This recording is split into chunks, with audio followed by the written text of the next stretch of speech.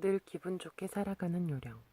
마음이 불쾌해지는 가장 큰 이유 중 하나는 자신이 이룬 것, 자신이 창조한 것이 사람들에게 별다른 도움이 되지 않는다고 느끼기 때문이다.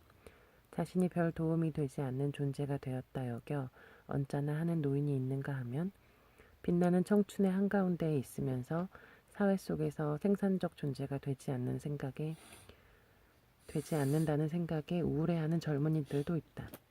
이러한 사실로 비추어 볼 때 늘 기분 좋은 인생을 살아가기 위한 요령은 타인을 돕거나 누군가의 힘이 되어주는 것이라 할 수 있다.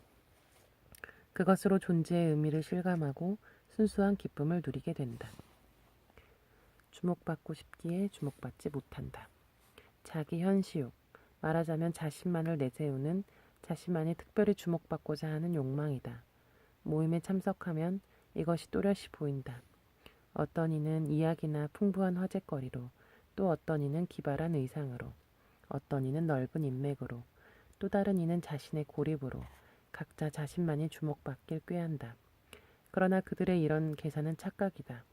자신만이 주목받을 주인공이요 타인은 관객이라는 생각을 가지고 있기 때문이다. 각자가 그런 생각을 하고 있으니 관객 없는 연극이 되어버리고 결국에는 그 누구도 주목받지 못한다. 때때로 인생에도 이 같은 일이 일어난다. 어떤 사람은 권력으로, 어떤 사람은 학력으로, 어떤 사람은 동정을 이끌어내기 위해 애처롭게 행동하며 각자 주목받으려 한다. 그러나 그 목적은 이룰 수 없다. 모든 이가 나 외의 타인은 자신의 관객이라 생각하기 때문이다. 호기심에 휘둘리지 마라. 주변이나 세상에서 일어나는 수많은 일마다 고개를 들이밀면 결국에는 공허해질 뿐이다. 역으로 자신의 공허함을 어떻게든 채우기 위해 닥치는 대로 수많은 일에 간섭하는 사람도 있다. 호기심은 자신의 능력을 꽃피우는 데 중요한 역할을 하지만 우리의 인생은 세상의 모든 일들을 보고 들을 수 있을 만큼 오래도록 이어지지 않는다. 젊은 시절 자신이 관계할 방향을 착실히 파악하고 그것에 전념하면 훨씬 현명하고 충실한 자신의 인생을 살아갈 수 있다. 공포심은 자신의 마음속에서 태어난다. 이 세상에 존재하는 악의 4분의 3은 공포심에서 태어난다. 공포심을 가지고 있기에 이미 체험한 적 있는 많은 것들에 대해서도 여전히 힘들어한다. 하물며 그것은 아직 체험하지 않은 것마저도 두려움에 떨게 만든다. 그러나 사실 공포심의 정체라는 것은 현재 자신의 마음 상태가 어떠한가에 달려있다. 그리고 그것은 자신의 힘으로 얼마든지 변화시킬 수 있다. 자신의 마음이기에. 무엇인가를 위해 행동하지 마라. 아무리 좋아 보이는 행동이라도 무엇을 위해서 행동하는 것은 비열하고 탐욕적이다. 누구를 위해서든 어떤 일을 위해서든 그것이 실패했을 때에는 상대 혹은 상황, 그 어떤 것의 탓으로 돌리려는 마음이 생기고 순조롭게 진행되었을 때에는 자신의 실력 덕분이었다는 자만심이 싹트기 때문이다. 그렇기 때문에 진정으로 자신을 위해서만 행동해야 한다. 하지만 순수하게 능동적인 사랑으로 행동할 때에는 무엇을 위해서라는 말도 생각도 결코 하지 않는다. 쉼 없이 노력하라. 높은 곳을 향해서 끊임없이 노력하는 것은 결코 헛되지 않다. 비록 지금은 헛된 장난처럼 보일지도 모르지만 조금씩 정상을 향해 나아가고 있는 것만은 분명하다.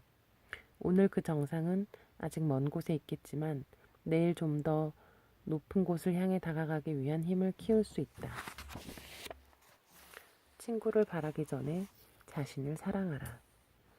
가능한 한 많은 친구를 원하고 만나는 사람마다 모두 친구라 생각하고 늘 어떤 친구와 함께 있지 않으면 마음이 차분해지지 않는 것은 당신이 위태로운 상태에 있다는 증거다. 진정한 자신을 찾기 위해서 누군가를 바란다. 자신을 상대해줄 친구를 절실히 바란다. 막연한 안도감을 찾아 누군가에게 의지한다. 왜 그런 것일까? 고독하기 때문이다. 왜 고독한 것일까? 자신을 제대로 사랑하지 못하기 때문이다. 순간적인 친구를 아무리 많이 그리고 폭넓게 가졌다고 해도 고독의 상처는 치유되지 않고 자신을 사랑할 수도 없다. 그것은 단지 눈 가리고 아웅하는 꼴에 지나지 않는다. 자신을 진정으로 사랑하기 위해서는 먼저 자신의 힘만으로 무엇인가에 온 노력을 쏟아야 한다. 자신의 다리로 높은 곳을 향해 걷지 않으면 안 된다. 그것에는 분명 고통이 따른다. 그러나 그것은 마음의 근육을 단련시키는 고통이다. 내 집을 지을 곳은 세계 곳곳을 여행하고 자신에게 맞는 국가를 찾을 것인가? 언제까지 광활한 대지를 돌아다니며 자신의 집을 지을 장소를 찾아 이리저리 방황할 것인가? 그보다는 강인하면서 온화한 곳을 자신의 조국처럼 삼아 그곳에 자신의 집을 지어야 하지 않을까?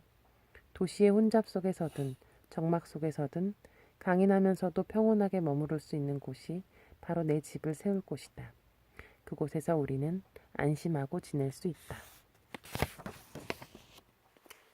풍요로움은 스스로에게 있다. 동일한 것을 상대하더라도 어떤 사람은 그것으로부터 한두 가지 정도의 것밖에 이끌어내지 못한다. 그것은 보통 능력의 차이에서 오는 것이라 여겨진다.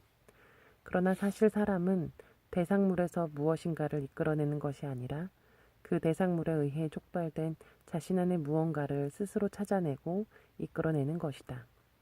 결국 풍요로운 대상물을 찾을 것이 아니라 자신을 풍요롭게 만들어야 한다. 그것만이 자신의 능력을 높이는 최고의 방법이요 인생을 풍요롭게 살아가는 방법이다.